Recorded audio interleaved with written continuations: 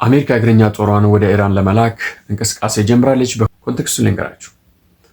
ኢራን በትንሹ 27 ሚሳይል ሲቲስ የሚባሉ አንደርግራውንድ ተራራ ስር የሚገኙ ሚሳይል ፋክተሪዎች 500 ኪሎ ግራም ኢንሪችድ የሆነ ዩራኒየም ሳይቀር ደብቃለች ነው የሚባለው።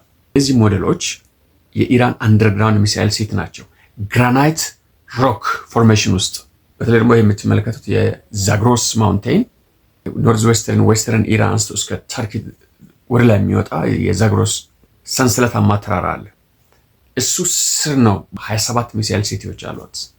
አሜሪካ እየተጠቀመች ያለችው GBU-57 የሚባለውን ባንከር ባስተር ተራሮችን ሰንጥቆ እስከ 100 ሜትር ወደታች ወርዶ የጠላትን ታርጌት ያፈርሳል የሚባለው ከኒውክሌር ቀጥሎ ይህንን ቦምብ የታጠቀችው በዚህ ዓለም ላይ አሜሪካ ብቻ ናት። ይህ ጦርነት ከተጀመረ ጀምሮ B-52 B-2 B-1 እነዚህ ሄቪ ቦምበሮች ሌሎች ዓለም የላቸውም። እዚህን ተራሮች ሲቀጠቅጡ ነው እየከረሙት። ምን ለውጥ አመጣ? ኦልሞስት ምንም ነው። ለምን መሰላችሁ? ለምሳሌ አንዱን ላሳያችሁ። ያዚድ የሚባል ሚሳይል ሲቲ እሱ የሚገኘው የቦምቦች ሁሉ እናት የሚባለው GBU-57 ፔኔትሬት አድርጎ መሄድ ከሚችልበት በታች ነው ያለው። ግራናይት ድንጋይ ስር ነው ያለው። ስለዚህ አሜሪካ ምን ታደርግ ነበረ? ይሄ ያዛድ የሚባልበት ሚሳይል ሲቲን መግቢያ በሩ ነው የምትደበድበው። ያ ይሸፈናል። ከተሸፈነ በኋላ ኢራን በ48 ሰዓታት ውስጥ እንደገና ክሊን አድርጋ ትገባለች። በጣም ቻሌንጂንግ የሆነ ታስክ ነው የአሜሪካ አየር ኃይል እየፈጸመ ያለው። ኢትስ ኢምፖሲብል ቱ ዱ ዲስ ደርቲ ጆብ። በአሁኑ ሰዓት ብቸኛው ይህንን ማድረግ የሚችለው የኒውክሊር ቦምብ ብቻ ነው። በGBU-57 አትችልም። ስለዚህ ተባለ 27ቱ ሚሳይል ሲቶች ኢንታክት ናቸው። የመጀመሪያ ዙር 12 ቀን ጦርነት የሚሆነው ምንድነው? እነ B-2 ስፒሪት እነዚህን ሳይቶች ደበደቡ። ይህንን ትልቁን ቦምብ ማዘር ኦፍ ኦል ቦምብስ ጣሉባት።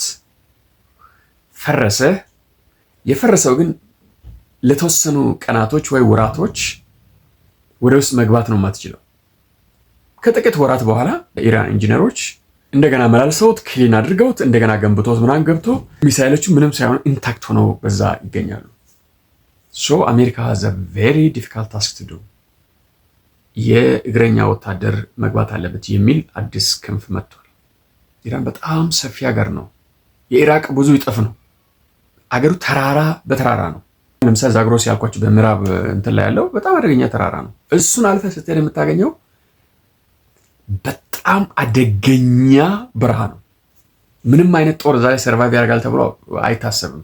ምክንያቱም የሎጂስቲክ ኢሹ አለ። ያን ሁሉ 1000 ኪሎ ሜትር አቋርጠ ከኢራን ጋር መዋጋት ዲፊካልት ታስክ።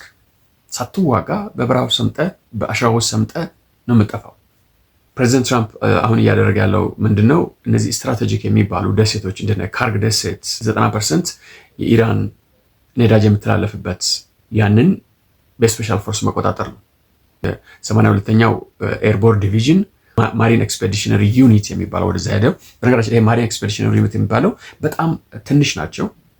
በተለያየው ዓለም ላይ ወዲያውኑ ኢሚዲየትሊ ዲፕሎይ ለማድረግ የሚጠቀሙባቸው እና በኢመርጀንሲ ሲቹዌሽኖች የአሜሪካን ጥቅሞችን ዜጎችን ሬስኪው ለማድረግ ኢሚዲየትሊ ነገሮችን መቆጣጠር ሲያስፈልግ፣ ለምሳሌ እግረኛ ጦር ለመግባት ፈልግ ቀደም ብሎ የራሱ ስትራይክ ግሩፕ አለው። አምፊቢየስ ስትራይክ ግሩፕ አለው። የራሱ የባህር ኃይል አለው። የራሱ ኤርፎርስ አለው። በጣም ፈጣን የሆነ ስትራይክ አድርጎ የሆነን ኤሪያ ኮንትሮል ማድረግ ነው ዓላማው። ከዛ በኋላ ነው የአሜሪካ እግረኛ ጦር መግባት የሚችለው እና ካርግ አይላንድን በዛ ወይ ለመቆጣጠር ነው ወደዛ የተንቀሳቀሰው። ኢራን ካርግ አይላንድን ለመከላከል በጣም ዝግጅት ማድረግ ከጀመረች በጣም ቆይቷል። አሁን እንኳን ጦርነቱ ከተጀመረ በኋላ በዚህ 3 ሳምንታት ውስጥ ከዚህ በፊት ካርግ ደሴት ላይ ካለው ጦር በላይ እዛ አስገብታለች። የውሃ አካሉን በፈንጂ አጥራለች። ፕሬዚደንት ትራምፕ ሪስኪ የሆነ ዲሲሽን ሊወስድ ነው። ጦርነቱን ግራውንድ ትሩፕ ቢገባ አሜሪካ ያሸንፋል፣ ግን በጣም ኮስቲ ነው፣ በጣም ኤክስፔንሲቭ ነው። ዋት ኢዝ ዘ ኢዚየስት ዌይ? ዘ ኢዚየስት ዌይ ማ ኒውክሊየር ተጠቅመ ድምጥማጡ ማውጣት ነው። ትራምፕ የቢዝነስ ሰው ስለሆነ ትንሽ ችግር አለበት። ችግሩ ምንድነው? የዓለም ኢኮኖሚ ይጎዳል፣ ከዛ በኋላ እኔ ከስልጣን ወርዳለሁ ምናምን የሚል ነገር ነው። የነዳጅ ፕሮዳክሽን ፋሲሊቲዎችን፣ ሪፋይነሪዎችን፣ ፓወር ፕላንቶችን ድምጥማጡን ስታወጣ ራሱ ኢራን ኮላፕስ ያደርጋል። ኤኒዌይ የአሜሪካንን ፒስ ፕሮፖዛል ስላልተቀበለች ዞሮ ዞሮ 5 ቀኑ ሲሞላ ከፍተኛ የሆነ እርምጃ መመልከታችን አይቀርም። ግን አንድ ነገር ላረጋግጥላችሁ እችላለሁ፣ ባይ ኖ ሚንስ ኢራን አያሸንፍም። የአሜሪካ ካፓቢሊቲ በጣም ከፍ ያለ ነው። ቴክኖሎጂካሊ፣ ሚሊታሪሊ፣ ፋይናንሻሊ ከአሜሪካ ጋር ሊወዳደር የሚችል አርሚ በዚህ ዓለም ላይ የለም። ኢኮኖሚም በዚህ ዓለም ላይ የለም።